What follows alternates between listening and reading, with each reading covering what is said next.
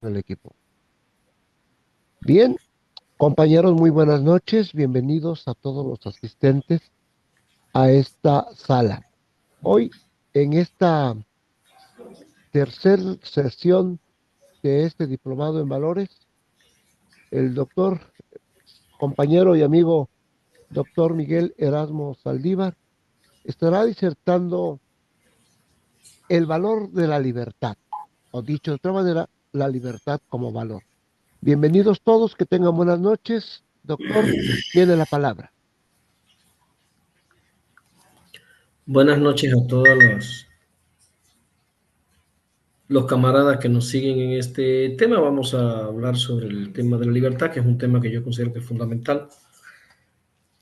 Voy a intentar acercarme al valor de la libertad. Recuerden, ahorita vamos a ir viendo cómo con Fabelo se va a desmitificar toda esta cosa de la discusión sobre el valor de la libertad. Yo me voy a referir a varias escuelas filosóficas y cómo éstas abordan el tema de la libertad. Primero, para que lo anoten por ahí, vamos a hablar de la libertad en el liberalismo clásico, o sea, en el capitalismo clásico. Vamos a hablar de la libertad en el existencialismo.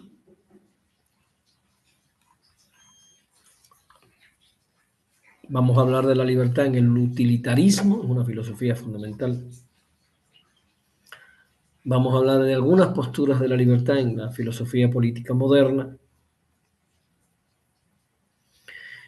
en el feminismo, en la teoría crítica, en el posmodernismo. Y por último, la quiero dejar para el final, vamos a hablar de la libertad en el marxismo, que es pues la corriente filosófica a la que yo en lo personal me adscribo, a la cual yo me... Entonces, ustedes vayan tomando nota para ir dando cuenta una por una. Primero vamos a hablar de la libertad en el liberalismo capitalista. Voy a tomar un autor fundamental, John Stuart Mill. En el liberalismo capitalista se defiende la libertad del individuo como un derecho fundamental. La libertad del individuo, la libertad personal y social.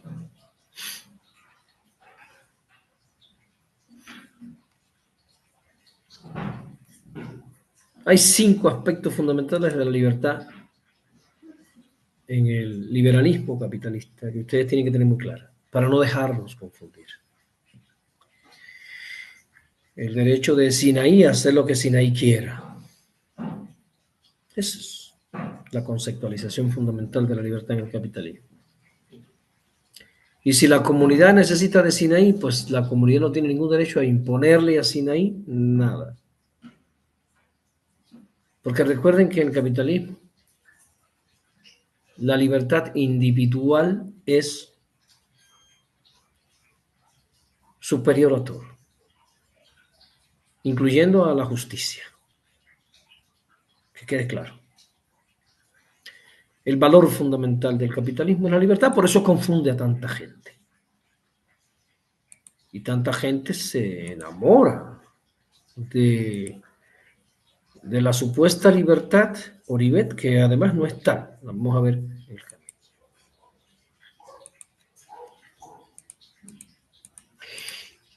Pero para que vayan pensando ya, teniendo criterio, por ejemplo, en Cuba, la libertad no es el valor fundamental. En Cuba el valor fundamental es la justicia. Fíjese qué interesante. Si usted pone a la libertad por delante de la justicia, la libertad genera situaciones injustas, como por ejemplo en México, que hay personas que poseen grandes fortunas y hay 40 millones de pobres. ¿Eso les parece justo? No, pero es el resultado de la libertad, que la libertad individual protege al individuo y sus propiedades. Por tanto, la propiedad privada es intocable en el capitalismo, en el liberalismo. Y si Jaime tiene su millonaria fortuna, pues Griselda no tiene que estar de ojo, aunque Griselda no tenga para comer. Entonces Cuba la justicia es lo primero, significa que como todos tienen que tener acceso a la cultura, al deporte y a la alimentación, entonces se limita la libertad, porque en Cuba tú no te puedes comprar un hotel, tú no te puedes comprar un barco, tú no te puedes comprar 20 caballerías de tierra, no puedes, está prohibido, la ley no te lo autoriza. Ahí ya ven ustedes que se está generando un conflicto entre libertad y justicia. Pero yo me quiero referir a los criterios fundamentales, 5 criterios fundamentales de la libertad en el liberalismo para que ustedes lo noten. Primer criterio fundamental es la libertad individual. Ya lo acabo de explicar. Cada persona tiene derechos inherentes que deben ser respetados, lo que incluye cosas con las que estoy de acuerdo: la libertad de pensamiento, la libertad de expresión y la libertad de acción,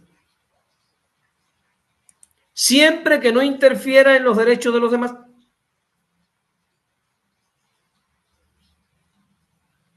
Y me va a preguntar Berna Serra, profe, no entiendo.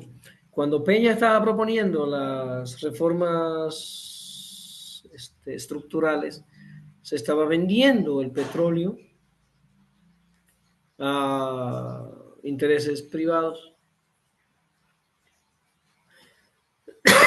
Se estaba afectando el interés de la mayoría. Sí, en la Constitución del 17 sí, en la Constitución de Cárdenas sí, pero ellos hicieron cambios constitucionales para poder vender sin afectar supuestamente a la mayoría. Está claro, Sinaí, ¿verdad? Ellos cambian la Constitución para que tú puedas venderle a privados los recursos que antes eran de la mayoría y no hay conflicto. Ninguno. Con eso pueden anotar ahí. La libertad en el capitalismo es primeramente la libertad del mercado, no del individuo. Es una cantaleta. Es la libertad de la propiedad y la libertad del mercado.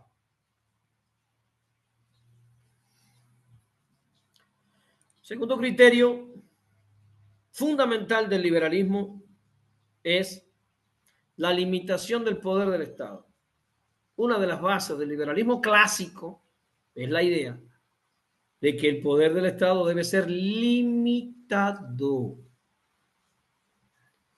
El gobierno solo debe intervenir para proteger los derechos individuales, mantener el orden y garantizar la justicia, evitando coerciones innecesarias. Por tanto, es incorrecto decirle a la compañera presidenta del tribunal que ella no puede ganar esa millonada, porque se está agrediendo una libertad individual innecesariamente. Fíjense qué lógica más interesante tiene la libertad en el capital, en el liberalismo, ¿no? Una lógica interesante. Porque ¿quién sale beneficiado de esa libertad al final? El interés privado. ¿Quién se enriquece al final de esa tan cacareada libertad? Berna Serra, el interés privado. ¿Por qué? Porque se limita el poder del Estado, un Estado flaco, un Estado que tiene que dejar que el mercado funcione. Muchas veces el presidente Rafael Correa nos dijo: en el capitalismo la verdadera libertad es la libertad del mercado.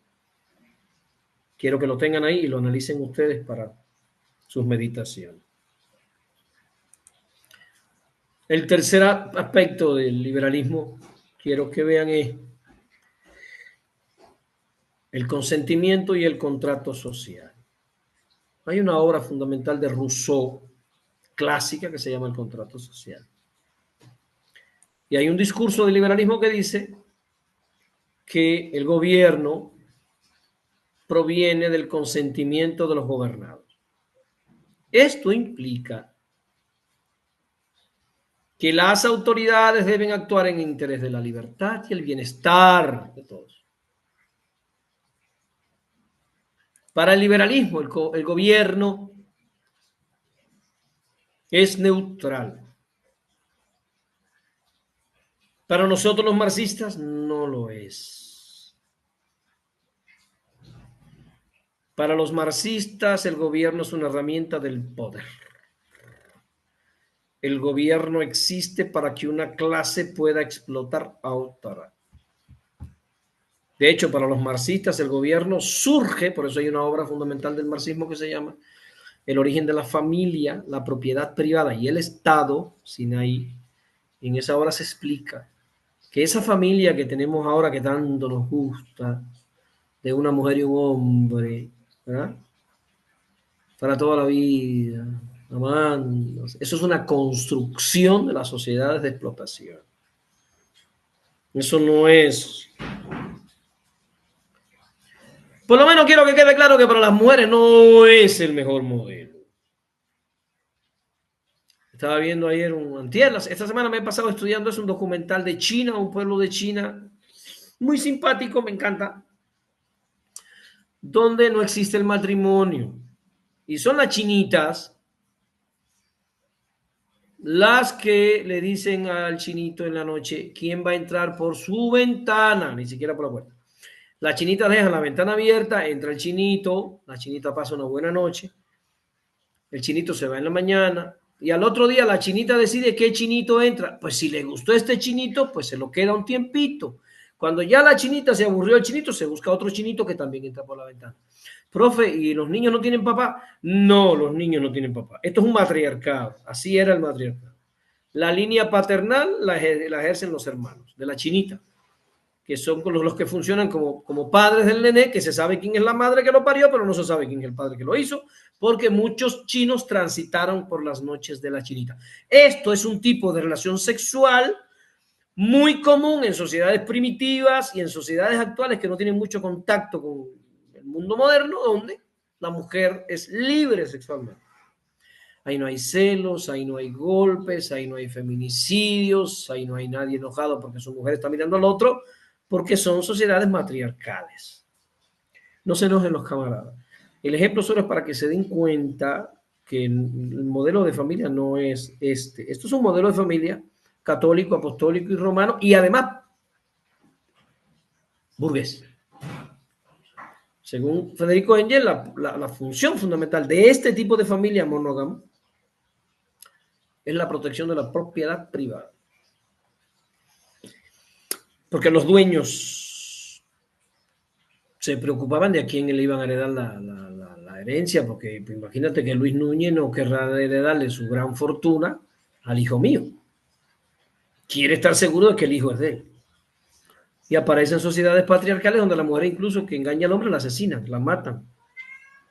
¿Por traicionar a quién? A la propiedad, no al hombre. Eso lo explica en ese libro, La propiedad privada. El origen de la familia, la propiedad privada y el Estado. Se lo dejo para que lo lean. Entonces, lo que estoy tratando de decir aquí es que en el sistema liberal capitalista se asume el Estado como un contrato social. No, el Estado no es un contrato social. El Estado no existe para velar por la paz social. El Estado es un instrumento del poder. El Estado es el que detenta el poder. En el socialismo y en el capitalismo, no quiero que piensen que en el socialismo el Estado no es una herramienta del poder, es una herramienta del poder. En el capitalismo es una herramienta del poder en manos de la minoría. En el socialismo es una herramienta del poder en manos de la mayoría, pero herramienta del poder.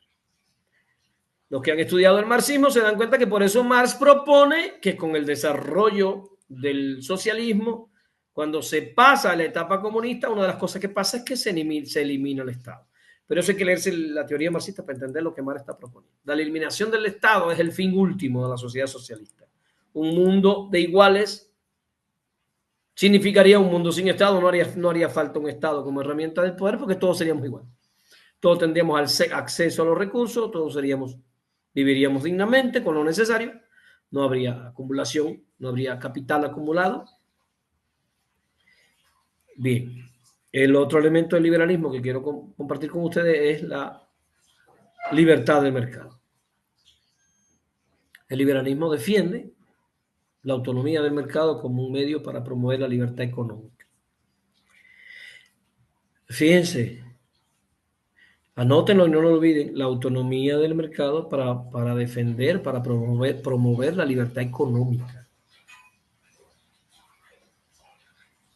Porque ellos argumentan que la libre competencia y el intercambio voluntario son fundamentales para el desarrollo y la prosperidad.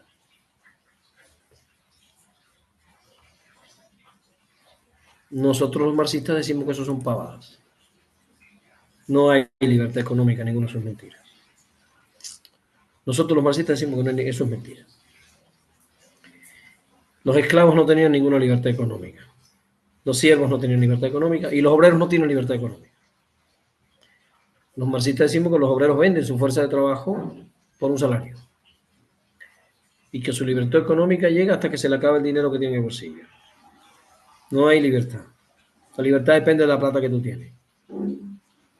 Aquí en México no hay libertad para viajar a China. Cualquiera puede viajar a China, mentira. Aquí puede viajar a China que tenga plata para ir a China, que no puede ir a China. Y aquí nadie puede viajar a donde quiera. Aquí puede viajar que tenga plata para viajar. Pues hay libertad de comprar aviones, pero solo pueden comprar aviones los que tienen plata para comprar aviones.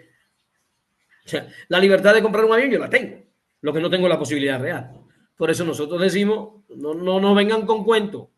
No hay libertad de mercado. La libertad de mercado no garantiza la libertad económica.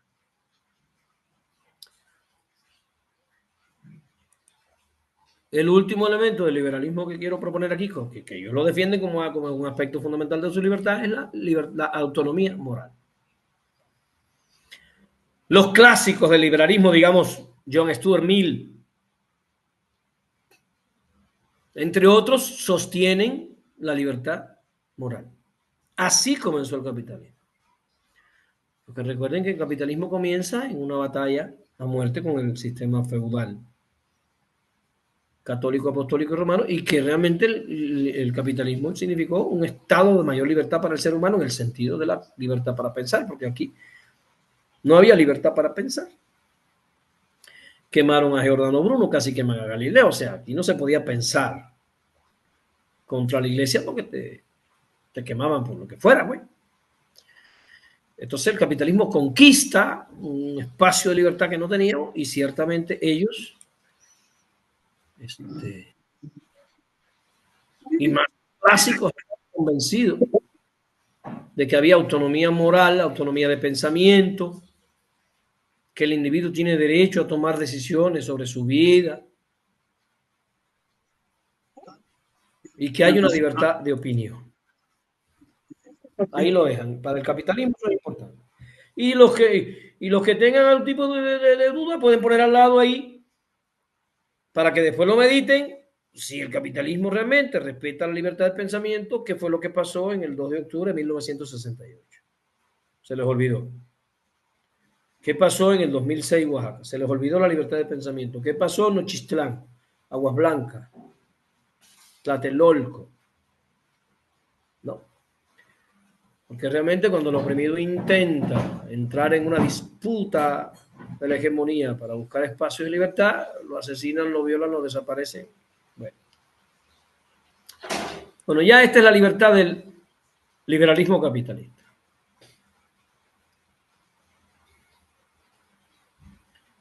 Vamos a la libertad del existencialismo. Ya se dieron cuenta que la libertad del capitalismo es una libertad falsa. Y si tomamos a Fabelo, ellos hablan de la libertad del sujeto. Pero Fabelo nos dice, bueno, hay un sujeto que tiene un pensamiento y una moralidad, pero hay un mundo real, objetivo frente a mí. En ese mundo yo tengo libertad.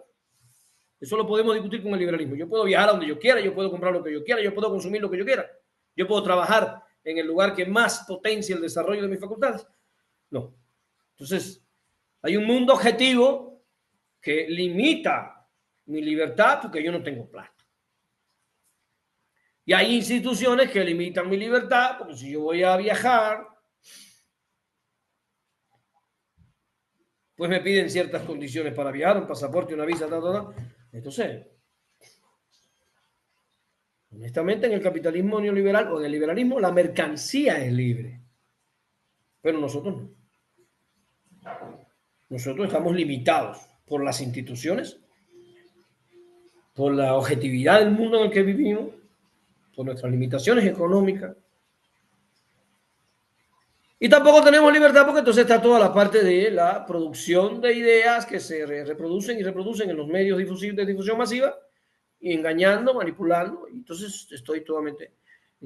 Soy analfabeto, no tengo acceso a la cultura, un chorro de cosas que impiden que yo realmente, frente a esta supuesta libertad, liberalismo, yo realmente descubro que no soy más que una rueda dentada de la maquinaria.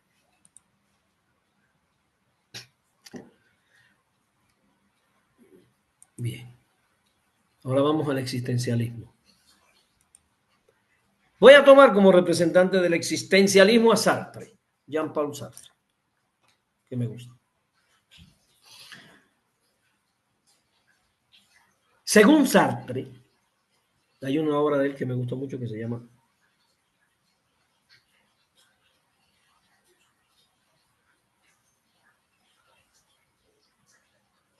El existencialismo, el humanismo, el ser y la nada. Bueno, tiene varias obras. Según Sartre, la libertad es una característica esencial de la condición humana. Y según él, y esto hay que discutirlo muy bien con Sartre, según él, estamos condenados a ser libres. O sea, según Sartre, estamos condenados a ser libres y somos libres, aunque no lo sepamos. Porque según él, siempre decidimos.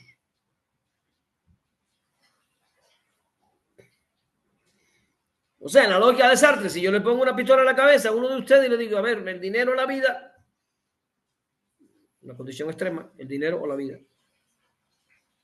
Si usted decide darme el dinero para que yo no lo mate, es una decisión suya. Porque usted pudo haber dicho, no te doy ni madres, mátame. Que también sería una decisión tuya. Entonces estamos condenados a la libertad. ¿No? En su lógica, estamos condenados a ser libres. Todos somos libres. Y como todos somos libres, lo que tenemos que hacer es asumir nuestra responsabilidad en las elecciones. Asumir que somos libres y hacernos responsables de nuestra condición de hombres libres.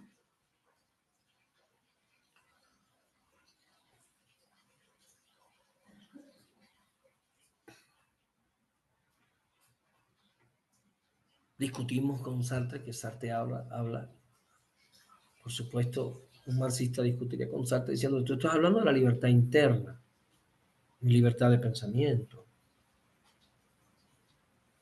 Tú me puedes poner una pistola en la cabeza y yo puedo mandarte a freír tusa. Mátame si quieres. Mátame.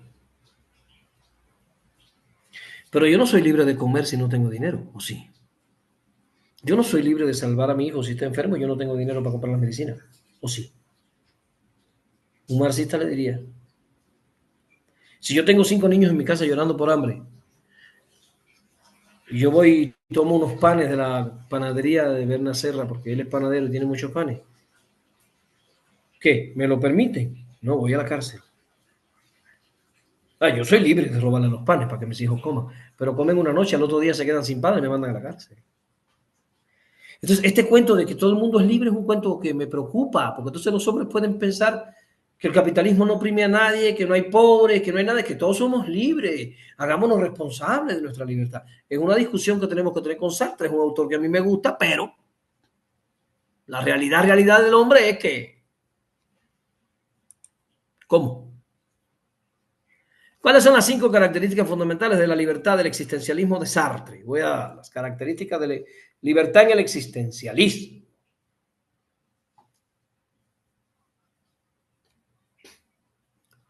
Ustedes me van a decir, van a estar pensando, pero ¿qué es la libertad? Nos va a decir, bueno, al final yo voy a decir lo que es la libertad para mí, desde el marxismo, lo que sí es la libertad. Todas estas discusiones, en mi opinión, confusas, ¿no? Y como no tenemos cultura, nos ponemos a discutir incluso, y los maestros de la 22 están en una asamblea y piensan que son libres. Piensan incluso que son libres en el plantón. No, nada de eso es libertad. Usted en la asamblea, usted en el plantón, usted en el peteo, usted como maestro en el peteo, donde usted esté como maestro aquí en el capitalismo, usted está condicionado a la plata que trae en el bolsillo. Lo demás usted no lo puede hacer. Usted no es libre ni madre. Y si usted no tiene plata para pagarle el cáncer a su hijo se le muere y no pasa nada. Esa es la realidad, ¿no? Usted tiene la libertad de escoger entre Pepsi-Cola y Coca-Cola, porque para eso el Estado te paga un salario para que tú escojas entre qué chatarra decides, entre gancitos o entre otras cosas. Esa es la libertad que nos permite. Pero la libertad de la libertad, esa tú no la vas a tener. Al final voy a discutir lo que es eso. Lo que quiero es que se vayan dando cuenta de todas las manipulaciones que hay en torno a la discusión de libertad, ¿no? Y que si AMLO es un dictador, todas estas basofias sin sentido, ponemos a discutir sin tener concepción de lo que nos están diciendo.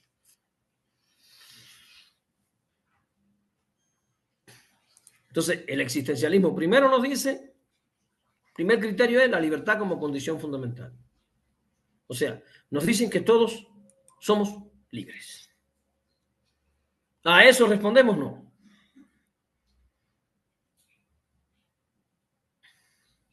Todos podemos ser libres de pensamiento.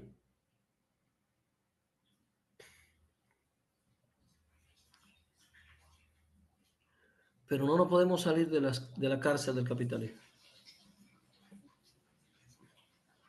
Todos estamos condenados a la sociedad mercantil. Todos. Yo pudiera estar dando ese diplomado de gratis, pero yo vivo en el capitalismo. Porque alguien puede preguntarme, y con ese pensamiento que usted tiene, ¿por qué usted cobra? Porque yo vivo en el capitalismo y tengo hijos, tengo que comprar mochila, libreta, lápiz. Yo estoy condenado. O sea, yo estoy obligado a incorporarme a la maquinaria del sistema mercantil porque yo no me puedo ir a vivir a la luna. Yo no estoy en la luna. Quiero que entiendan eso porque a veces pensamos que la libertad es mi capacidad y mi deseo de yo hacer lo que me da la gana. Aquí yo no puedo hacer lo que me da la gana. Yo quiero ahorcar, tengo el derecho a ahorcarme. Pero eso me expulsa de la vida. Entonces la libertad no puede estar contra la vida. Entonces esa idea de que todos somos libres, no. Le digo a Sartre, no. Ni siquiera somos libres en el pensamiento. Porque nos llenan de basofia y para ser libre en el pensamiento hay que estudiar, hay que leer, hay que analizar. El mismo Luis Núñez cada rato nos dice, coño, tú me estás explicando, yo estoy viendo cosas que no veía. Porque no somos libres, nos llenan de porquería que no te dejan ver la realidad. El segundo elemento del existencialismo de Sartre es que para él nos dice, yo coincido con él, que la libertad viene acompañada de una gran y de una profunda responsabilidad. Estoy de acuerdo. Estoy de acuerdo en que cada vez que alcancemos una parcela de conciencia, alcanzamos una parcela de responsabilidad histórica. Pero Sartre lo dice en el sentido de que cada elección que hacemos define nuestra existencia y afecta a los demás. O sea, para que ustedes vean lo compleja que es esta discusión, Sartre nos está diciendo, a ver, tenemos una compañera aquí, que el marido la golpea. Listo. A ver, compañero, lo que tiene que hacer la señora es la cárcel para el carajo. ¿Por qué está aguantando que el marido la golpee? Sartre dice, ella es libre de irse para el carajo, pero cuando tú vas y observas a la compañera con una lupa, la compañera no estudió. No porque ella no quiso. Si vas un poco más atrás, descubre que ella no estudió porque en su familia la plata que había era para pagar dos estudios y los dos eran varones. Porque ningún papá en una comunidad tradicional oaxaqueña, si tenía plata para pagar la universidad de uno de sus hijos, se la pagaba la mujer, se la pagaba el hombre. ¿Sí o no? Y ella no estudió. Y se fue con el tipo. Tiene 5 hijos. No tiene trabajo. El tipo le pega. Pero el tipo paga la comida que se comen sus hijos. ¿Se puede ir? ¿Para dónde se va con 5 chamacos? ¿Quién se casa con una señora con 5 chamacos? Vaya, para que empecemos a entender que muchas veces las propuestas de libertad que nos hacen son idílicas, están fuera de la realidad de la gente. Va y la señora se va con sus hijos para abajo de un puente y que se le mueran de hambre. No, compañero, hay mujeres que tienen que aguantar porque detrás de ellas están sus muchachos. Y ellas tienen unas condiciones de vida creadas históricamente que limitan sus decisiones.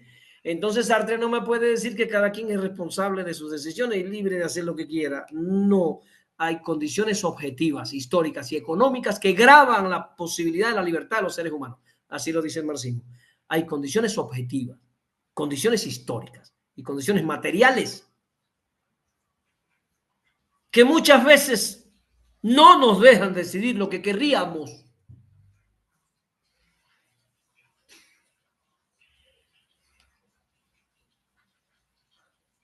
Cenicienta sí podía, porque vino el hada. Y Cenicienta le pudo haber dicho al hada, yo quiero tener una maestría, yo quiero vivir sola, yo quiero mantenerme, yo no quiero seguir con esta bola de gente haciéndome violencia, no quiero vivir en violencia. Cenicienta tuvo la opción como mujer porque vino el hada y Cenicienta le dice al hada, yo lo que quiero es ir a una fiesta y luego que me sigan madreando la vida. Eso explica muy bien el capitalismo. Porque a veces la muchacha tiene la opción real, pero no tiene la conciencia para decidir. A veces frente a la posibilidad real de salir adelante la tiene, pero no tiene la posibilidad racional porque ella no estudió, no comprende, como decía Sócrates, solo si se sabe se puede divisar el bien y la muchacha no sabe. ¿Y qué escoge? Casarse con el otro. Idiota, inútil, machista, golpeador. Y por ahí se le va la existencia. ¿Qué necesitaba ella para decidir? Cultura. Pues no tenía cultura. Y entonces ahora muchas de nuestras niñas tienen la posibilidad de ir a estudiar, irse para la Universidad de Morena, pero se van a casar. Porque el conocimiento y la cultura que necesitaría para ella tomar una opción informada y racional sobre su propia existencia, ella no lo tiene. Sin embargo, Sartre nos dice, cada quien es responsable de sus decisiones. Bueno, ¿hasta qué punto yo puedo hacer responsable de sus decisiones a alguien que no sabe lo que hace? Estoy debatiendo.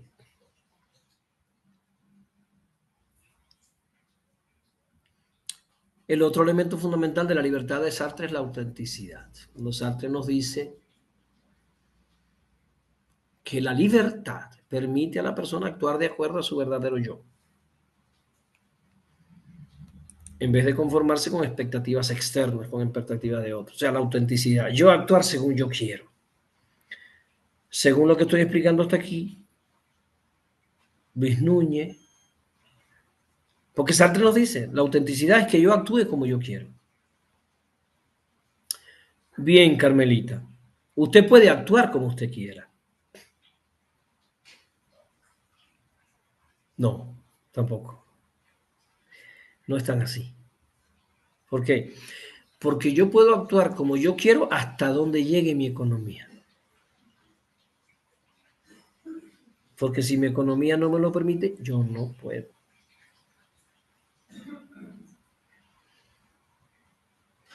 Entonces no pensemos en nosotros, pensemos en los 40 millones de pobres que hay en México. Ellos pueden actuar como ellos quieren.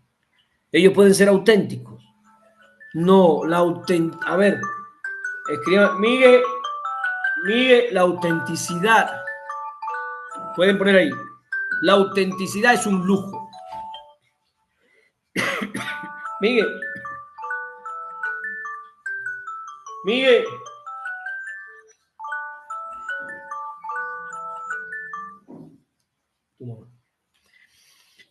La autenticidad es un lujo. ¿Por qué, Sinaí? Porque ser auténtico es actuar según mi yo. Ser auténtico es actuar según mi esencia. Ser auténtico es actuar según yo quiero. Pero en el mundo en el que nosotros vivimos, la mayoría de la gente no puede actuar según quiere, sino que actúa según puede. Según le permiten sus condiciones reales de existencia. Por tanto, me pongo a discutir con el existencialismo que ellos tienen una concepción de la libertad un poco como que subjetiva, distanciada de la realidad en la que viven millones de seres humanos.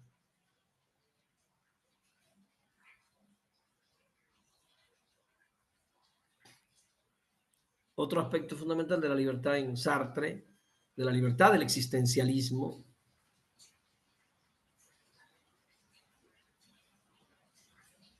es la idea de que la vida es un absurdo. Hay una falta de sentido en la vida. Y cada quien tiene que buscarle el sentido a su existencia. Por eso es el existencialismo. Cada quien le busca a su vida el sentido. Cada quien busca y trabaja cómo va a orientar su conducta. Y entonces, según esta postura, la libertad se convierte en un medio para crear nuestro propio sentido, nuestro propósito. O sea, hay una falta de significado universal, pero yo le puedo dar a mi existencia un significado.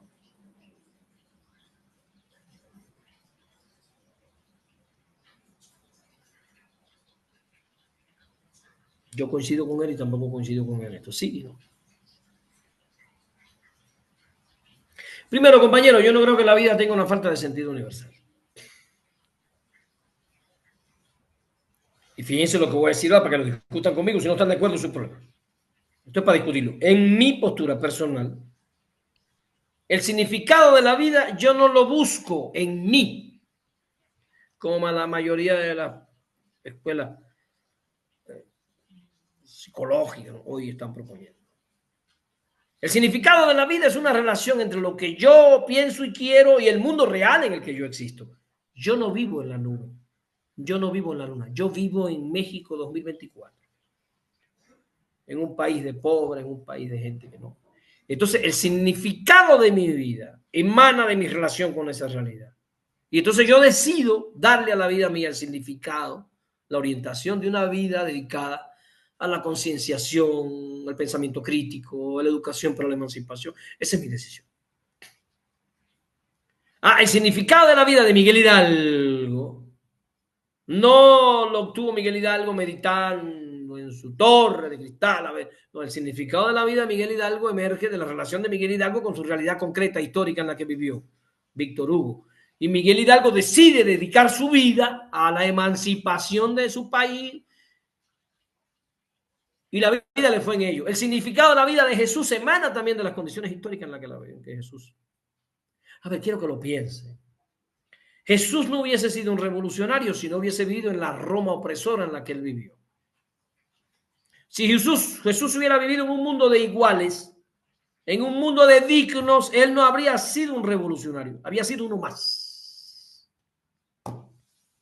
¿Pero qué? Porque Jesús crece en su condición de revolucionario y de rebelde, porque él vive en un mundo de injusticias y se opone, decide oponerse a las injusticias. Por tanto, la dirección de la existencia de Jesús viene de su realidad histórica. ¿Me estoy explicando, Sinaí? ¿Por qué Juárez decide lo que decidió? Por el momento histórico en el que vivió Juárez. Las condiciones históricas en las que vivió Juárez también inciden en sus decisiones. ¿Por qué Zapata se convierte en Zapata? ¿Por qué Zapata se convierte en el líder que se convierte? Porque las condiciones históricas en las que él vivió. Si Zapata hubiera vivido en un mundo donde todos los campesinos fueran dueños de su tierra y tuvieran respeto, educación y cultura, Zapata no habría sido Zapata, hubiera sido un campesino más y hubiera muerto como un campesino más. Lo que quiero es que entiendan es que no es solo la subjetividad la que decide. La subjetividad decide, pero en un mundo real y objetivo que existe, en el que él vive. Esto se me parece un ligero error que coincido con Sartre, que dice que el mundo es un mundo absurdo. Y que se convierte en un medio para crear el sentido. Pero ese sentido no es un sentido al que se llegue a partir de una abstracción individual. Es un sentido que emerge de nuestra vida colectiva. Y si quieren, después mediten ustedes. Fíjense, dije, el sentido individual emerge también de mi existencia colectiva. Jesús, cuando decide su ruta de existencia, lo decide pensando en el otro. ¿Sí o no? Tupac Amaru, cuando decide su ruta de existencia, la decide pensando en el otro. Tupac Katari, cuando decide su ruta de existencia, la decide pensando en el otro. O sea, el destino a mi vida personal no es una abstracción. El destino a mi vida personal también emerge de la realidad histórica en la que yo vivo, del sentido que yo le quiero dar en este momento histórico. Y ustedes entenderán junto conmigo que Peña Nieto tomó sus decisiones. Calderón tomó sus decisiones, Fox tomó sus decisiones y AMLO tomó sus decisiones en su momento histórico, en sus condiciones. Cada uno tomó decisiones a partir de ese momento histórico. La historia los va a juzgar a todos. No se escapan.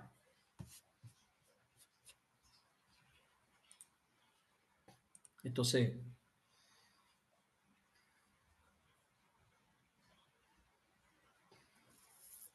bien.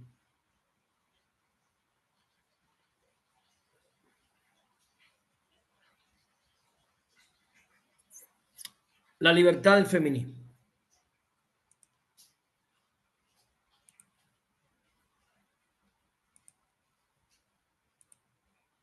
A ver cómo yo explico esto.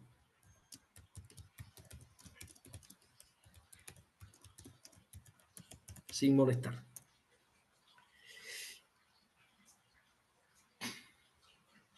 La libertad del feminismo.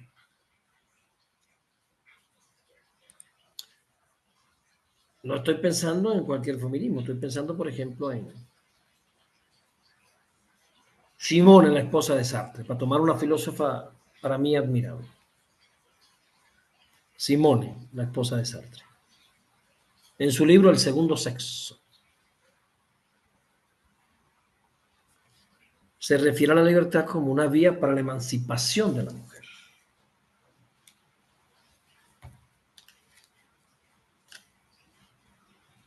Lo primero que tenemos que entender es que la mujer es más oprimida que el hombre.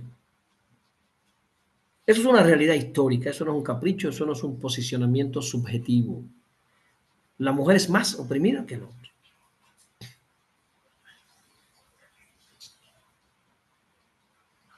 Carlitos Marx se refiere a ella como la oprimida del oprimido.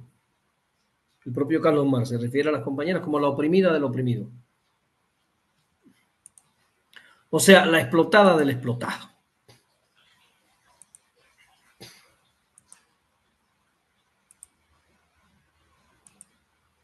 Y esto es un diplomado para discutir y abrir la mente. No me venga aquí a hacer cuentecitos de esta comunalidad abstracta, ¿no? Que a veces nos inventamos una comunalidad abstracta y un medioambientalismo medio fifí. No, no, no, no. Una de las características de la comunalidad ancestral oaxaqueña es el machismo. Ya tengo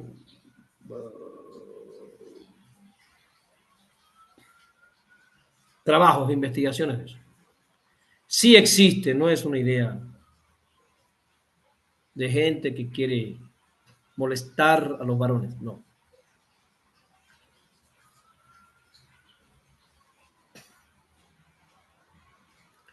Entonces, la libertad para el feminismo implica, por favor, señores, tenemos que entender esto, que la mujer tenga una autonomía personal, que pueda tomar decisiones. Me encanta esta idea del feminismo, que la mujer pueda tomar decisiones. Segundo, que haya una igualdad de oportunidades. Me encanta esta idea.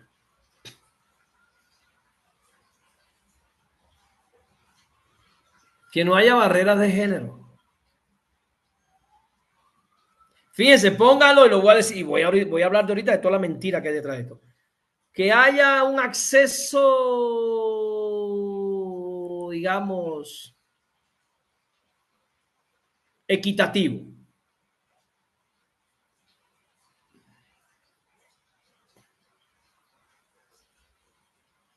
Que haya libertad sexual reproductiva. Me encanta esa idea.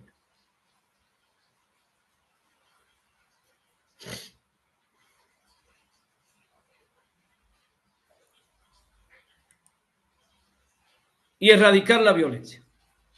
Voy a dejar esas 4 para las muchachas que están aquí. Esas son 4 demandas justas, necesarias, fundamentales, importantes. Y ahora voy a decir lo que quiero decir. Inalcanzables en el capitalismo. Ahora voy a argumentar.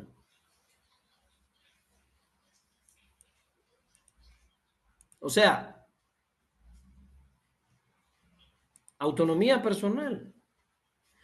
¿Cómo la mujer oaxaqueña puede tener autonomía personal si no tiene trabajo y es pobre? No estoy hablando de las que están aquí, estoy hablando de las mujeres que están en las comunidades originarias, pobres, mijes, zapotecas, mixtecas, guave, esas que están haciendo tortillas, que están ahí viendo a ver cómo sacan adelante a sus hijos. Tienen autonomía. ¿Qué autonomía? La autonomía depende de la plata que tú tienes, eso es mentira. No hay autonomía con este capitalismo neoliberal, oprimiendo a todos. Deja de decirlo de una vez. No me gustó la palabra, pero... Segundo, igualdad de oportunidades no hay, compañero, es falso. Miren, y en este diplomado hay igualdad de oportunidades, eso es mentira. ¿Cómo que igualdad de oportunidades? A ver, cuando yo dejo un disfrute, ¿ustedes tienen la misma igualdad de hacerlo? No, porque las compañeras salen de aquí a atender hijos, a atender maridos, a atender casas. Y los compañeros no. A ver, como norma, compañeros, yo sé que algunos se salen de la norma, algunos asumen responsabilidades en la casa, algunos sí son buenos padres, pero eso no es lo normal. Lo normal es que el güey está esperando que le sirvan la comida y le laven el plato. Eso es lo común en las comunidades oaxaqueñas. No me hables de oportunidades, de igualdad de oportunidades, que las oaxaqueñas que quieren hacer un doctorado o una maestría, lo tienen que hacer cargando en la espalda el fogón, la hornilla, la plancha, la lavadora en la espalda, y el tipo no va libre. Pues. Los hombres tenemos la libertad de hacer lo que nos dé la gana, las mujeres no. Porque honestamente la mujer está atada a una histórica responsabilidad familiar que hace que sus verdaderas potencialidades se vean limitadas. Yo a veces me pongo de payaso, ¿no? De payaso, porque yo digo, bueno, compañeros, miren, yo también soy ama de casa. Así, me digo ama de casa y todo, ¿no? Pues yo hago la comida de mis niños, yo hago tareas, bueno, yo hago todo lo que hace la mujer. Sí, cabrón, pero yo lo hago, pero ya yo era doctor en ciencia, yo llegué aquí con una licenciatura, una maestría, un doctorado, ya yo tenía la capacidad instalada, o sea, no es justo competir conmigo porque ya yo era campeón olímpico cuando llegué a la casa a ocuparme de mi casa. Ya yo me sentaba en una mesa y escribía un ensayo y lo publicaba en una semana, porque ya yo tenía todo eso aquí. Pero no puedo competir con una mujer originaria que está allá en la Sierra Mije y compararme con ella, porque entonces ella hace todo, yo hago todo lo que ella hace y además quiero que me consideren, ¿no? Igual, porque yo soy un hombre que se ocupa de la casa. Oye, no manches, cabrón. Esa señora en la Sierra Mije no puede hacer su licenciatura, su doctorado, su maestría, su especialidad, su postdoctorado. No puede hacer todo eso. Porque tiene una desventaja de tipo histórica, de tipo económica, de tipo laboral, de tipo familiar. Estoy explicando todo esto porque a veces los hombres nos ponemos muy finos cuando realmente las compañeras con toda razón nos dicen, oye, pero es que no tenemos la misma oportunidad, no, la igualdad de oportunidades. No existe igualdad de oportunidades. Objetivamente, no existe para los géneros, porque no podemos pensar, me van a decir, no, que la presidenta es mujer. ¿Y qué pues? Pues las excepciones son las excepciones. No, y las mujeres que están aquí en el diplomado, pues las que están aquí en diplomado son privilegiadas, pudieron estudiar, tienen un trabajo en la 22, la única no hay dos, tienen una quincena. La mayoría de las mujeres no tienen nada de eso, compañeros. No tienen eso. Entonces, libertad sexual y reproductiva, tampoco la tienen.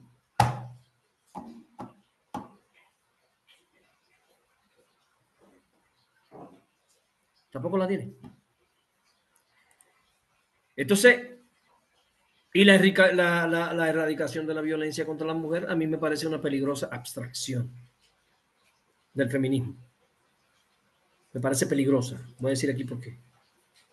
Porque el feminismo conceptualiza la violencia contra la mujer. Fíjense, me parece peligroso que las mujeres feministas estén defendiendo la disminución de la violencia con este concepto de violencia que ellos tienen. ¿Por qué? Porque en la violencia que defiende, contra la que lucha el feminismo, no aparece la pobreza como un acto de violencia.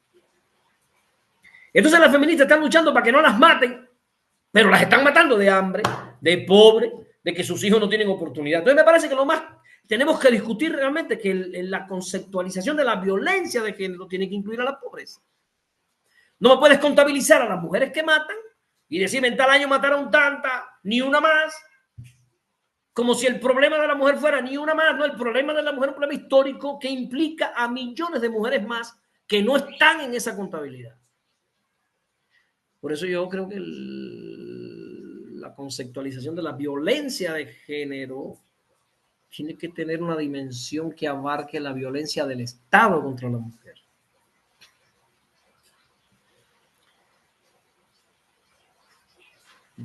Traigo estas cosas para que las discutamos porque estamos hablando de libertad. Último, voy a hablar de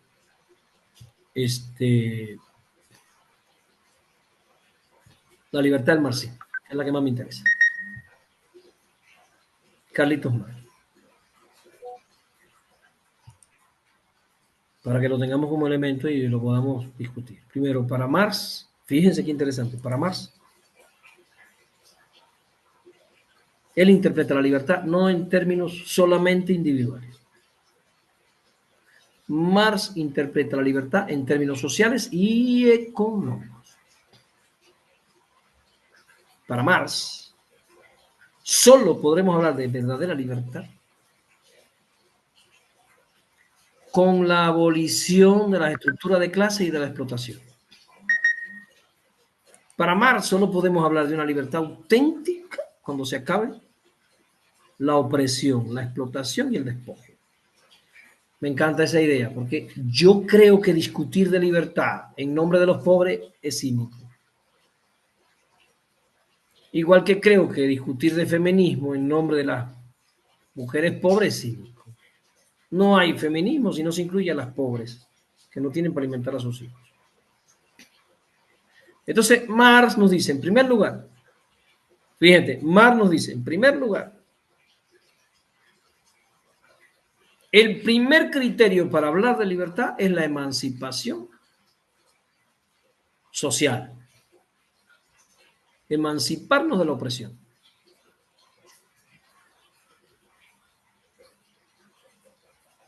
Mientras yo sea un oprimido, la discusión de la libertad no tiene sentido.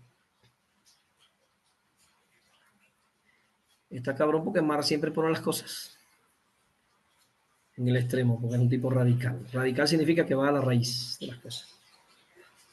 Marx nos dice, la primera condición de la libertad para un marxista es la libertad de tipo social, la emancipación social, la liberación social. ¿De quién? De la mujer y del hombre, de los dos. De la mujer y del hombre, de los dos. Segundo elemento de la libertad del marxismo. El marxismo se posiciona en la idea irrenunciable de que la libertad individual está condicionada por las estructuras económicas.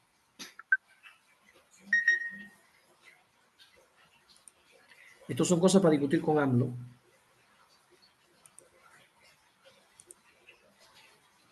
Porque todo esto de la cuarta T está bueno, fíjense, yo soy un AMLover.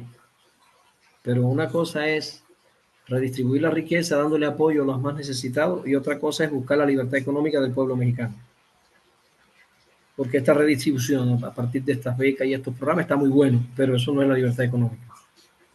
Eso implica un nivel de justicia, pero eso no garantiza la libertad económica. Porque Marx nos está diciendo que la libertad económica es cuando se acaba la opresión. Y ya sabe que eso nos pone en una posición, digamos, extrema. Entonces Marx dice, bueno, primero, la emancipación social.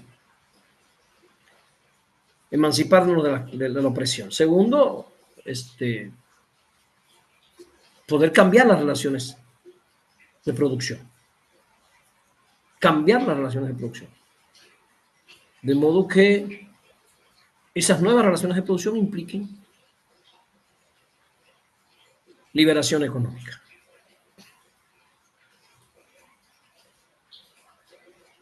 Tercer aspecto de la libertad de Marx, para hablar de libertad, es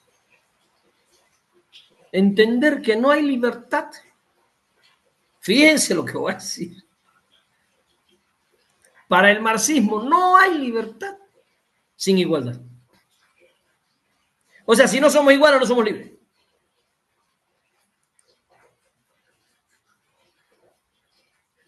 Las desigualdades económicas del capitalismo limitan la libertad.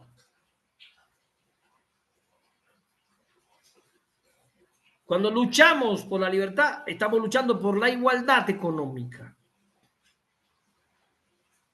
No estamos luchando por derechos.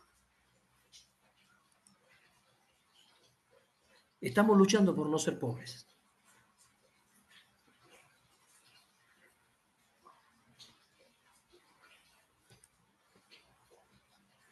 El otro aspecto fundamental de la libertad en el marxismo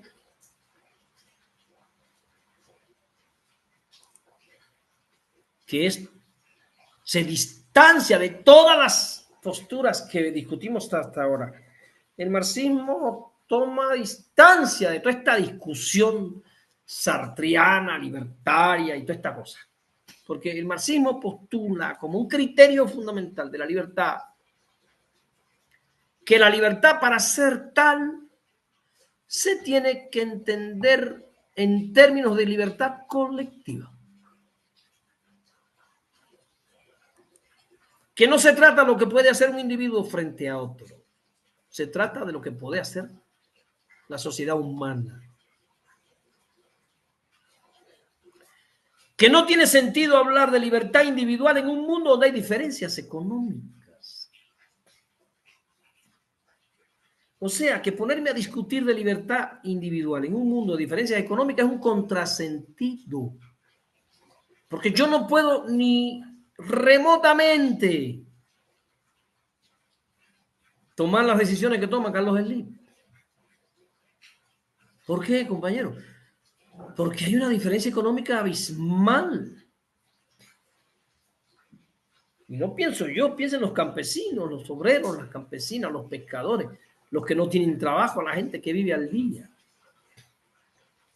Y aquí me detengo. Aquí me detengo un momento para que anoten algo y después lo analicen. La primera forma de violencia es la violencia económica, no es la violencia de género, es la económica, la pobreza.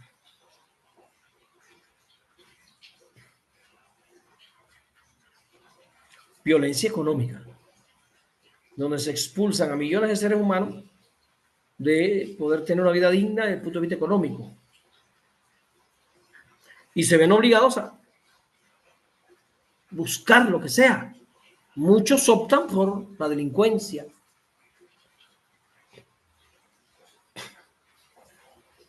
Tal vez si un joven de eso hubiese podido escoger entre ser médico, cirujano, cardiovascular o ser delincuente, hubiese escogido entre ser médico, cirujano, cardiovascular, pero él no tuvo opción, porque él es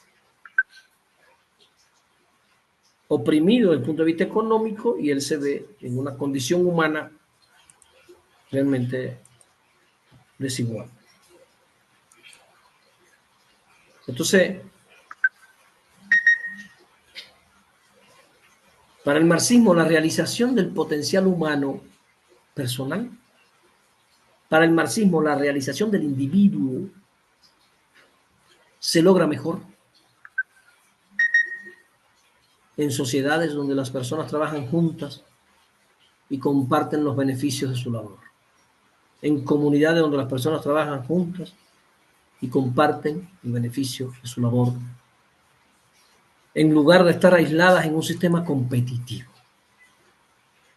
Entonces el marxismo aboga por una libertad compartida. La libertad que es patrimonio de todas y de todos, de todos.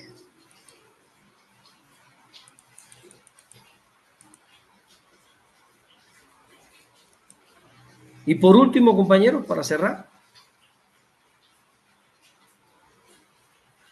ahorita yo expliqué, no lo expliqué a profundidad, lo mencioné. El Estado es una herramienta del poder.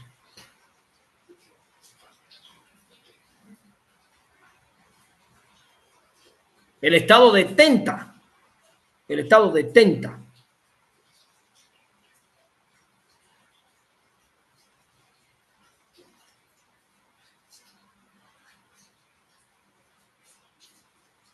es el dueño, ejerce el patrimonio de la violencia.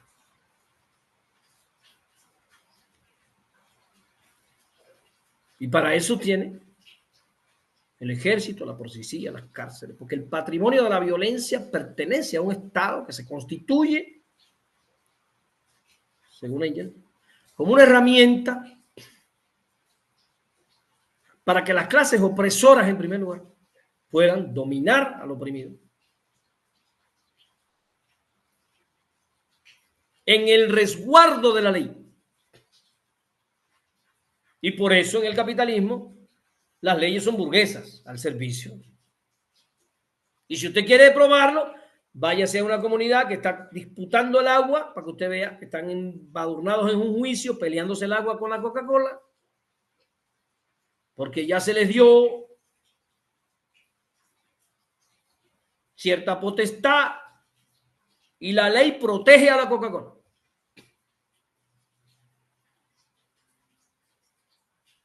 Y si México hoy no quisiera cumplir con ciertos contratos leoninos que se firmaron en los periodos neoliberales y quisiéramos decir como Estado, pues ya esto nos parece que ya es demasiado robo y demasiada tranza, ya no vamos a seguir. Si México hiciera eso, nos llevan a juicio y México tendría que pagar sumas millonarias, porque está pensada la ley para proteger los intereses privados. Estoy poniendo estos ejemplos para que se den cuenta que el Estado es una herramienta del poder. Y es por eso que no podemos renunciar a la toma del Estado. En otro diplomado que debo en filosofía política puedo meterme con Lenin y discutir más a fondo. Los oprimidos no podemos renunciar a la toma del Estado. El camino que propone Marx precisamente es tomar el Estado, ponerlo al servicio de la mayoría. Sigue siendo una herramienta del poder.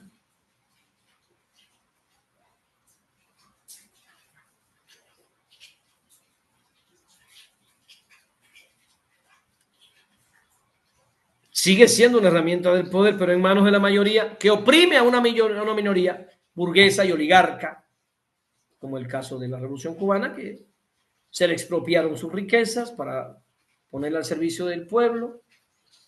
Se fueron a Miami y se convirtieron en los enemigos históricos de la Revolución Cubana, porque según le robamos.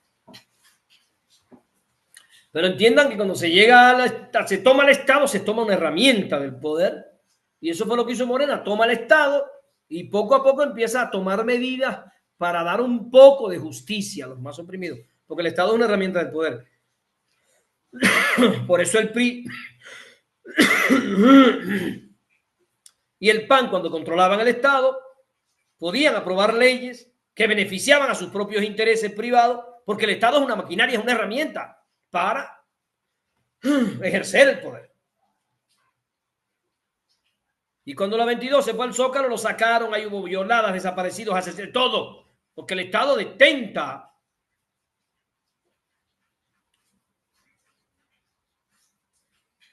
¿Cómo el marxismo enfrenta algo como esto? Bueno, como dije ahorita, estudiándose a Marx, entendemos que para la teoría marxista, Miguel, para Marx decía el mismo que la verdadera libertad implica, Miguel, la verdadera libertad implica la superación del Estado como instrumento de opresión.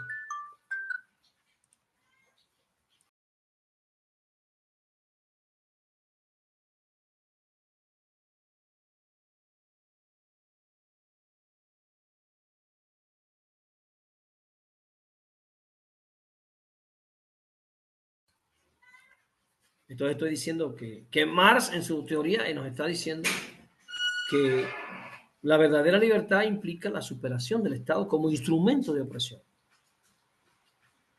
Por eso Marx está diseñando una sociedad comunista ideal, ideal no construida, donde se abolen las clases, hay que abolir las clases, hay que abolir la explotación y también hay que abolir el Estado, ya no sería necesario. Y las personas podrían organizarse libremente y cooperar sin coerciones. Bueno, todos esos elementos teóricos que están en la propuesta de Carlitos Marx, muchas veces no conocemos, muchas veces no entendemos, pero que son fundamentales para entender la libertad esta que estamos discutiendo. Entonces vimos algunas. Ahora, ¿qué tiene que ver esto que explicamos hoy detrás del libro con la teoría de Fabelo? Bueno, fíjense que Marx nos está diciendo, para hablar de libertad hay que tomar al Estado y poner al Estado en función de la mayoría. Entonces, Fabelo nos dice, la libertad tiene que estar primero en la objetividad, en el plano objetivo de las relaciones económicas de vida de las personas. Si en el plano objetivo, como él llama, de la vida, hay diferencias económicas, ya no podemos hablar de libertad. Por eso la discusión sobre la libertad en un sistema de clases sociales es una discusión insustantiva, una discusión superflua, una discusión incluso sin sentido, porque no podemos lograr libertad subjetiva en un mundo donde las relaciones económicas son de opresión, son de despojo. Por eso, al entender a Fabelo, nos damos cuenta que nosotros en la escuela no estamos trabajando para la libertad. Estamos trabajando para la libertad de pensamiento, en todo caso, para la conciencia. Pero la libertad verdadera tiene que llegar cuando, o sea, la gente se organiza, la gente toma el Estado y la gente cambia las relaciones económicas. Logramos entonces una relación entre iguales y entonces estamos entrando al reino de la libertad.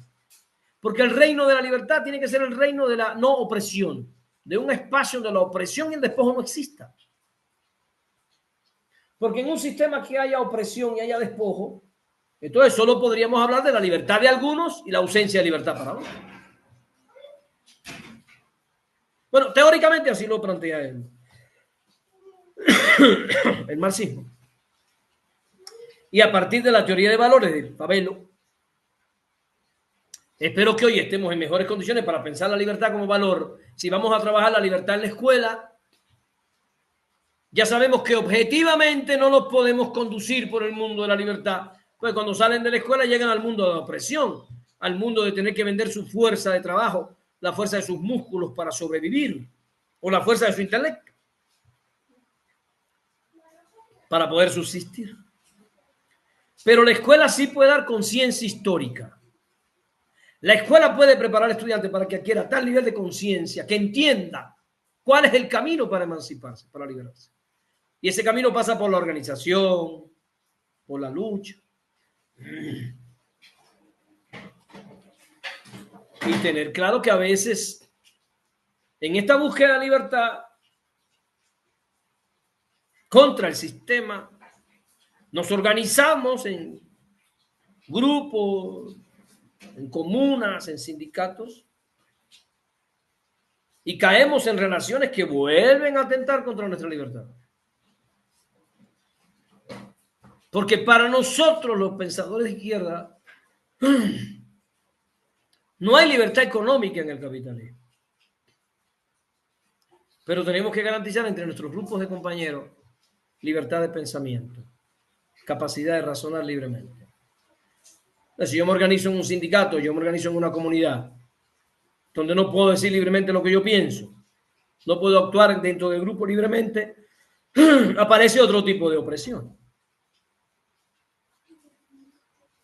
Entonces, para nosotros, los intelectuales y los maestros, es fundamental la libertad de pensamiento, la libertad de expresión. Educar a nuestros jóvenes en la argumentación, en el análisis de las ideas, en el debate de ideas, para que fortalezcan su capacidad de entenderse como seres que piensan, al menos teóricamente, la libertad. sin que tenga que haber niveles de coacción, de vigilancia, de opresión. Bueno, hasta aquí lo que yo le quería compartir hoy del valor de la libertad. Vamos a ir tomando un valor cada clase y discutirlo. ¿Cómo lo podemos trabajar en la escuela?